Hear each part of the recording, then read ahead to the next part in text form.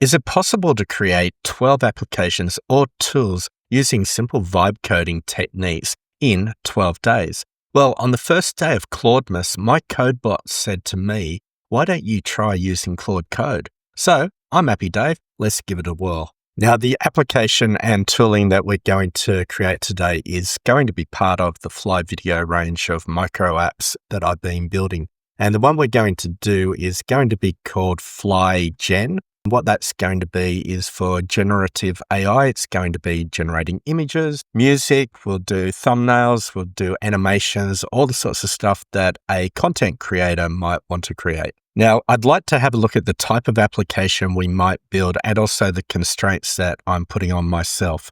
So currently it's 11 a.m. on the 25th of December, so it's Christmas Day.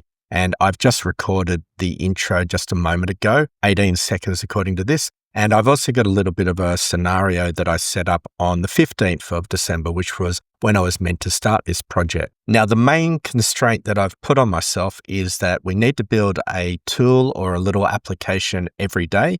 We need to use Claude Code, and it should be done in about 1 to 2 hours at max. Otherwise, I'm going to run into conflicts with other things that I've got to get done over the next 12 days. Now, the nature of the Appy Dave channel when it first started was the idea of, could you build an app a day? That was what Appy Dave was meant to be. And I've never been able to do it. It was more a reach goal that I could do in the future. So what we're doing over the next 12 days is potentially putting that into action. Maybe not with full applications, but definitely with feature complete functionality in the form of tools or little applications. Now, one of the other reasons that I picked this particular application to build over 12 days is that in the new year, I've got to start generating online movies. And to do that, I'm going to need some sort of automation tools. So what we can do right now is maybe move into the setup, which I recorded on the 15th, and that'll give you a grounding of how we're going to use Claude Code. So we're going to start in this ugly black box, and what this is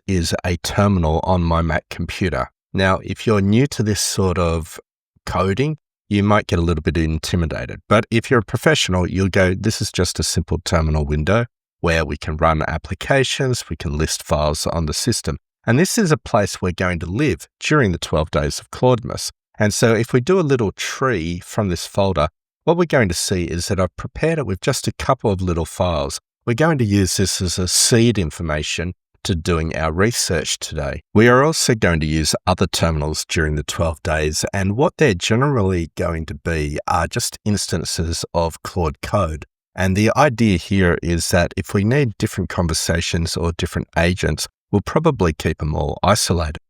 If you've used Anthropic Claude on the web, you might be wondering, what is Claude Code? Well, essentially, it's an agent, and as an agent, it has all the capabilities that we see in ChatGPT sort of interfaces. That's that conversational bots, but it also has extras, like it's got tooling. So the tooling that comes by default are things like reading and writing from the file system. You can also search the file system.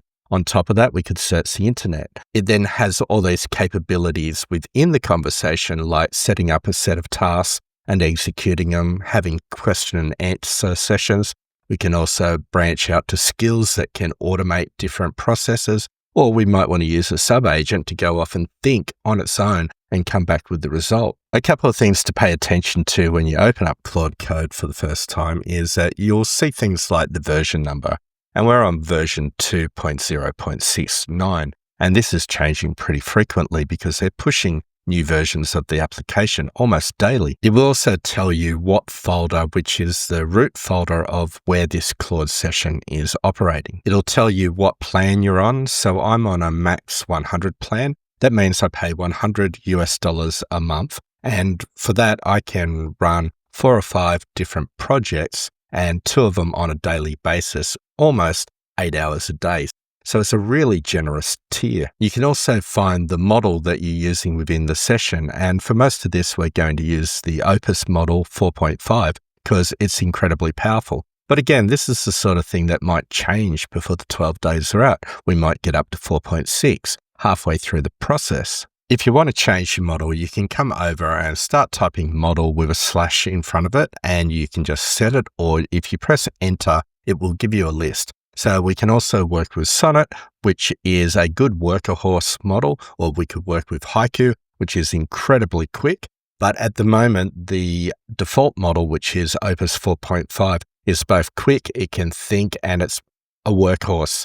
So generally, this is where we'll be doing most of our work. Another useful command is the init command. And what it is creating for us a system prompt in the current directory. And it does that by storing all the information into a ClaudeMD file. We can have ClaudeMD files in other folders, but this one is the root system prompt for all sorts of conversation that we do in the session. So at the moment, it's just analyzing the few files that we got and coming up with an idea of where they are and what this project's going to be about and making it available to Claude Code. So let's have a look at what we're planning to build. So I have some documentation that I've been putting together in the 12 days of Claudemas, and I've just recently had it renamed so it'll sound more like Christmas. I've had to come up with a basic plan of what we could do over the next 12 days. So what I think we'll do is we'll work with the FlyGen harness today. And this is why I needed to know about these 3 projects. So what could the harness actually look like? Now, firstly, it could look like FlyHub, tool that I'm using for my recordings. So that section of video that you just heard has just landed in the incoming recordings. If I hit rename with it right now, it's going to end up in my recording directory as a new chapter of what we're going to build. And we could come over and watch that. We could go over and have a look at the transcripts that it's building. So we could be modeling it off the FlyHub. But then the next application that I got in the list is the FlyDeck.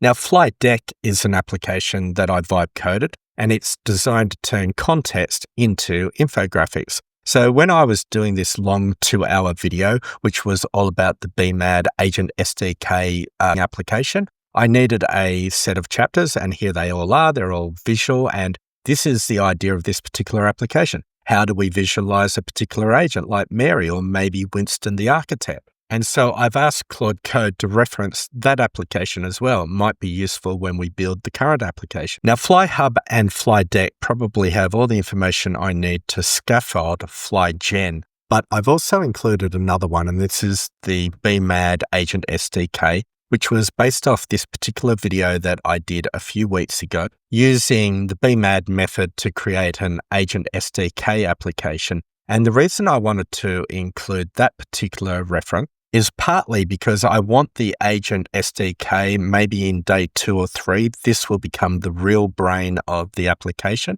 But the other reason is that there were a bunch of problems with Tailwind CSS and Shad CN, so I've referenced it to get some learnings. So if all goes well, today we'll be building out the FlyGen harness built off FlyHub and FlyDeck as an idea. Tomorrow we might look at second brains, and this is really what memory is in AI. And on day 3, we'll look at actual orchestration or the front brain, and hopefully we can use Claude Code SDK. If we can't, we might just use Claude Code the way we're using it right now. We have a combination of skills. And then when we get to the rest of the series, it's just going to be about generative sort of tools. Can we build an image? Can we turn it into a video? Can we have a sound effect or a musical score? Can we have the computer talking to us? And then can we maybe bring them together with other tools? Maybe we can have a real thumbnail generator, or we can work with N8N or Comfy UI workflows. And if all this works, what we'll do towards the end is a bit of a storytelling sort of application. And what that's doing is preparing us for next year when I start rebuilding the Fly Story application. And the Fly Story application is how I make online movies. So this is a 5-minute video. It's got a whole lot of character consistency, scene consistency. And when you go down and look at the story prompts and the animations, there's a lot of rich context here that can be used by music making machines, audio sound effects, and also the graphics generators. If we can build all 12 tools over the 12 days, I'd like to finish up on the 13th day by doing the song called The 12 Days of Christmas, maybe using something like Suno so that it sounds like on the 12 days of Claudemas, my code bot said to me. So with that plan of action laid out, let's get into day 1, which is scaffolding of the underlying application. I'm heading down to a terminal and we've just created the FlyGen folder earlier. What we'll do is we will jump into that. That's an alias I have. And so if we do a tree, we shouldn't have anything there. And we can get ourselves started with just a Claude Code, and we'll run it with dangerously skip permissions. And you'll notice how quickly we go through the versions. So on the 15th, it was on 69. We're now on the 25th, and we're on version 76. And because I was doing all the documentation over in the 12 days of Claudemas, I'm just going to grab as context all the information that it just summarized for me. And we'll copy that down. We've probably also got to get the folder name. We'll just paste that in. And I'll be using a lot of voice dictation as I go. So what we'll type in is, I've given you a whole lot of information about the project that we're going to build within the FlyGen folder, which is currently empty at the moment. What I'd like you to do is be aware that the first application that we're working on today and your main priority is just setting up the harness. It's day one. Now, I've also given you information about FlyDeck and FlyHub. They're going to be great applications to reference for the tech stack that we want to have. I've also given you information around the Agent SDK and some of the challenges I have. You should be reading the challenges to understand any problems that we might have with Tailwind CSS and with DZine, but you don't have to reference it too much further because we'll do more of that on day 3 when we start building the brain or the orchestrator. And what I'm going to do is let the keyboard go, and all that I just said just got typed in, and we're just going to press enter. So what you can see is that everything that I pasted in, I gave it reference to where it should find that documentation. Now it is in a subdirectory, but the subdirectory has been listed right here. And we've got all the information about the 2 applications I wanted to reference, plus the third one that has the information about Tailwind and DZine. And then everything else has just been described in the conversational prompt. We can see here it's using a whole lot of tools. If we press Control-O, we should be able to expand and see what's going on. And the main thing is it's just searching for files. It's reading files along the way. It then starts going into thinking mode. And if we press Control-O again, we go back to the conversation and it's already completed with a lot of useful information. So we've essentially got a clone of the tech stack that I've been using for a little while now. I'm not a JavaScript developer, but I really like this tech stack as we go through it. So for the front end, we're going to use React and we're going to use Vite. This is going to give us good access to hot module reloading. So anytime a change happens, it's instantaneously in the browser.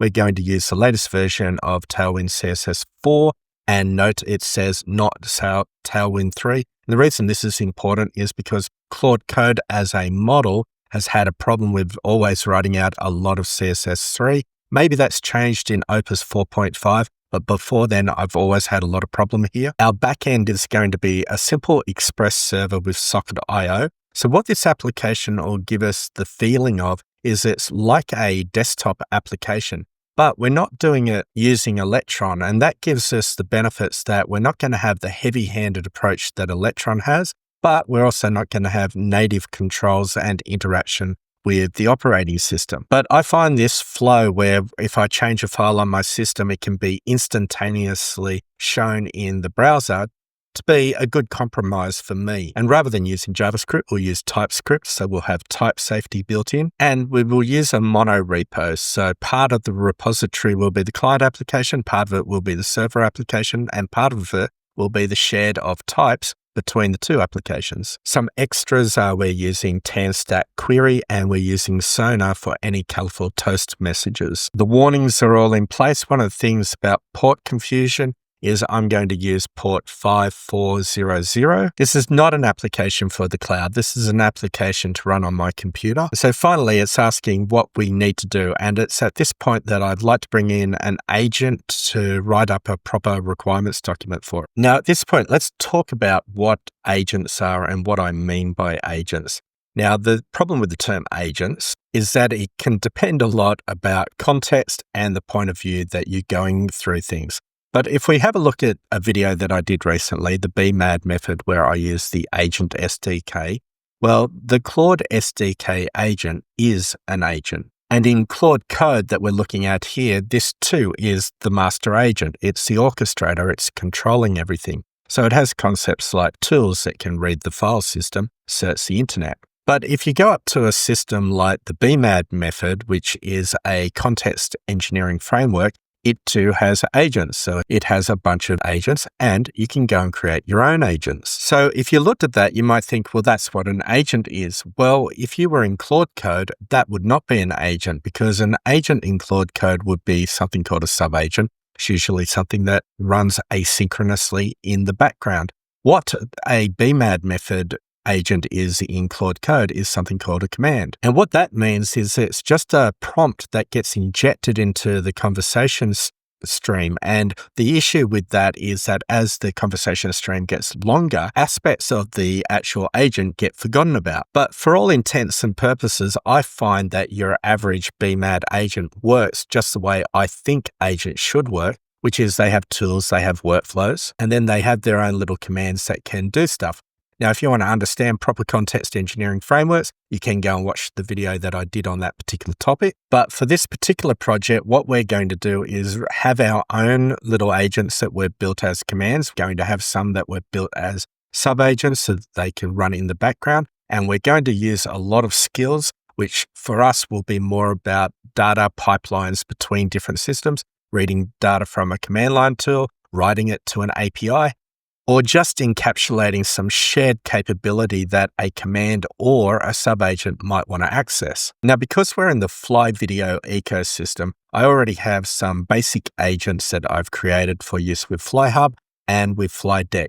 Now, they're not currently installed in FlyGen, but recently I put them into the Claude Marketplace, though only on my computer at the moment, and I'm still learning how to use that. So what I'm going to do is start typing in Marketplace and see whether we can figure it out. And it looks like you can go into installed. We've got nothing in this repository. We've got marketplaces. This is the one I want to go into. We'll press enter. Let's just browse and see what we've got. We've got Brand Dave, and Brand Dave is how you're seeing a lot of these visualizations. So the application up in the top left-hand corner is FlyDeck, but the actual visualizations are being done from a particular agent I've got in Brand Dave called the Solo Deck.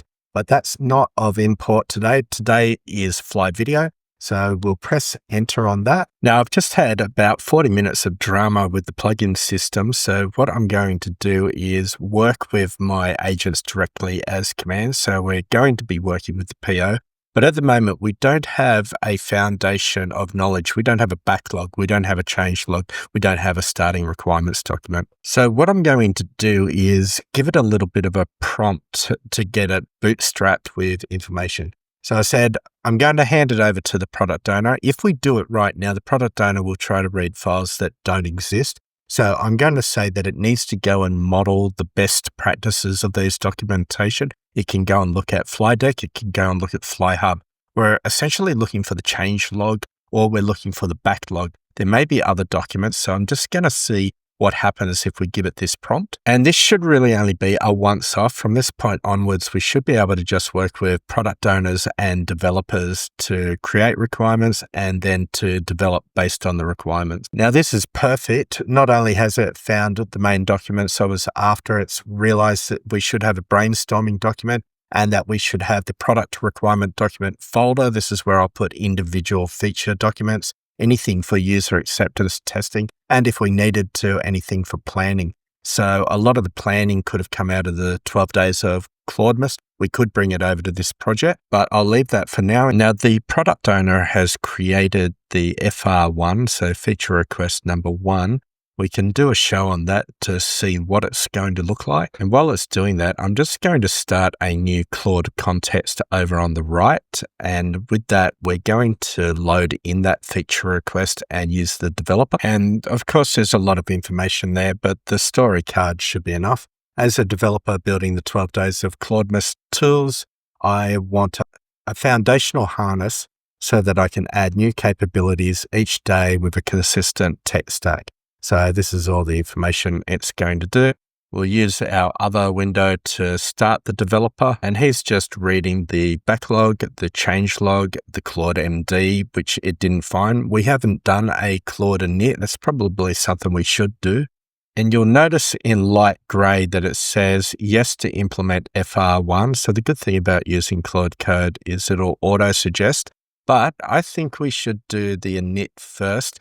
It could have been done in another conversation, but it might be useful in this conversation to have it in place. Now we have our Claude MD file in place. What we can do is just press Tab to say yes, and now we're developing our first feature, which hopefully will be the foundation of our new application using React and Socket.io and Express and all these sorts of capabilities. So we can see everything it's going to do. What we'll do is close down this window. At the moment, I just press Exit and we'll clear the screen and we'll start it again. And this is going to come back to our product owner. But the reason we're doing this is we wanted to reload the Claude MD that we just created on the other conversation. So it looks like it's built everything. I've just done a quick read through. The only thing I want to change is that value. So I'm just asking it to reconfigure the environment variables so that the local host will be on 5400 and the server, which is the Socket.io connection, will be just one port number higher at 5401. Now, while it's doing that, we should just be able to follow the other instruction it told us, which is that we can do an npm install. So let's kick that off. The next thing it says is we can do an npm run dev. We should be able to kick off this application. And while we weren't watching that conversation, we can see that it's using the right port numbers. So this looks good. We've also got this health check. Let's also click on that and we'll head over to the web server. So we can see that something's coming up on the client. Doesn't quite look right to me. And the reason for that is that if it's got Tailwind CSS, it probably should look different to this. The other thing is that we've got the health check and the backend server is running. In the situation where something isn't looking correct, we've got a couple of options. We can either press F12 and see if there's errors. Look at that. There are some errors. And that may be where our issue is. I was just going to paste through this image, but at the moment, it's trying to hit 5400. It should be hitting 5401, I'm assuming. So I'm just going to copy all of that information, put it into the clipboard, head down to the terminal where I'm going to put in two different statements. I'm going to say, I think we have an issue with talking to the port with the server. I'm going to give you some console log, but we also have some visualization style issues with Tailwind CSS. It could be the same problem, or it could be a misalignment with the version of Tailwind that you're using. So I'm just putting that in right now. We'll put in the log that we got. We'll also press Control V on the Mac. So normally when you paste, it's with Command V, but for images, it's different. And what will happen is that this little image is there. And if you hold the Command key and click, I'm not sure what it is on the Windows, that'll show that image for you, but it's really just a screenshot we were looking at. So the context of both the image plus the stuff from the console log is going through to Claude. It's in the developer context at the moment because he is the person that did the actual creation of this code. So most likely to be able to fix it would be him. I can see one fix in place. We've got the server connections working correctly, but we still don't have a visualization going on.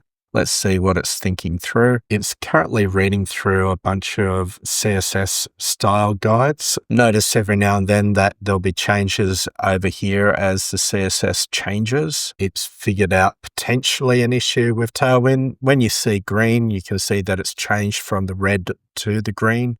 It doesn't necessarily mean it's right, but hopefully it's testing something out. Here we can see it's doing a curl command. So essentially, this is just a little terminal command that will talk to any web server. Oh, boom, that just worked. So that just popped up right now. Let's press F12 to get rid of the development area. And we've got FlyGen, day 1, Foundation Harness, 12 days of Claude. The status is okay. This is the status of the server. So these are two applications. The client that we're seeing and talking to the actual server. Oh, look at that. We've got a bit of a connection going on. What's going on here? We'll press F12. Notice that the WebSocket connection just failed. I just realized as I said this, it might not be the right thing to do. What we'll do is just follow a different strategy ourselves based on something I just read. So I've got this little command that I'm running. It's just looking for anything on 5400 or 5401 and it's killing it. And then it's running the NRD. We'll just see whether that improves things. We'll pop open the web server. Web server's now connected, says connected to FlyGen. This says connected as well. We'll press F12. And let's just stop this video and recap on a couple of things. And I brought us back to here because I essentially finished the development. I wanted to figure out how long it's been taken. So I'm just going to rename that. It's going to pop over into the recordings. Now, the first recording we did right at the very top here was at 11 o'clock. Well, 10:49. I then started talking at 11 o'clock.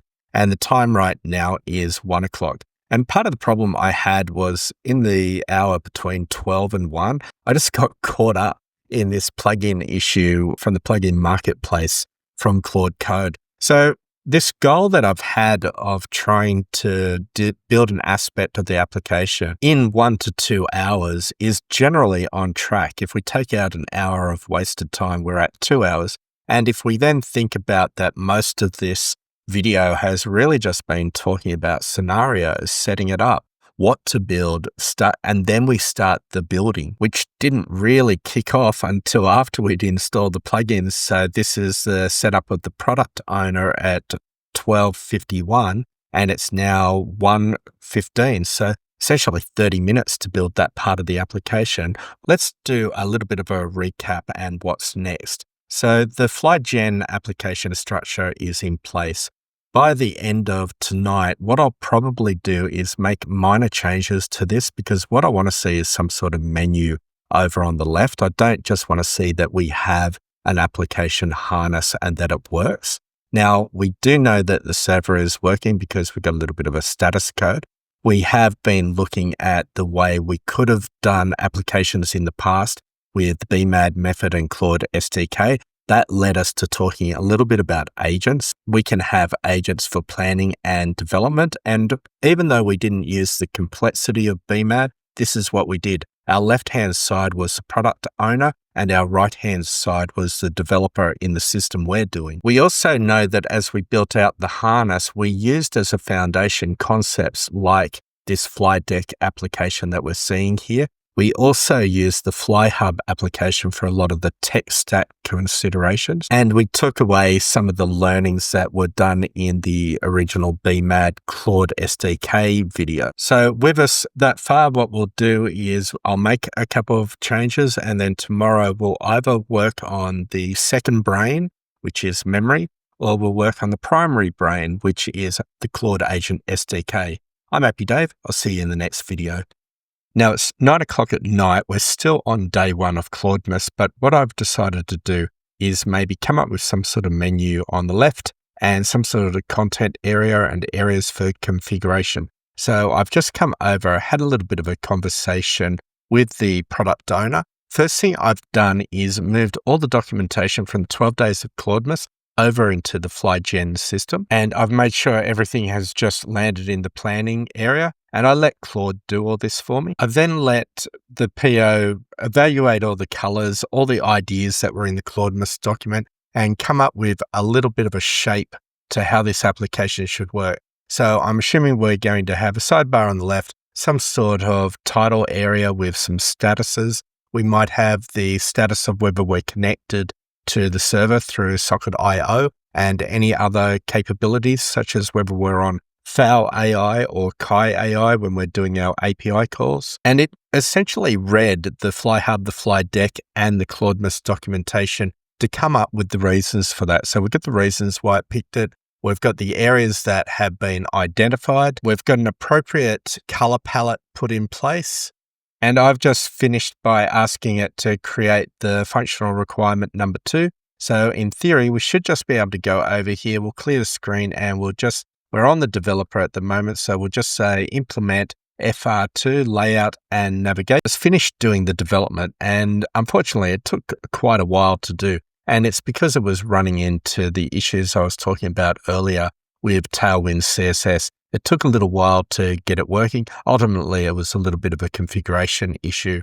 Now, what it means is that we've got the old version sitting here and we've got the new one being created. We've got these menus going on down the left. I'm not sure that they're doing very much right now. It is changing the breadcrumbs, so this is great. I'm also just going to alter it so it has a little cog so that we can see the settings. They should pop up in the top right-hand corner in a moment, and there's our cog. And if we click on it, it's going and filling in some sample keys. It's identified that we're going to have all these different APIs, so maybe we need API keys to them.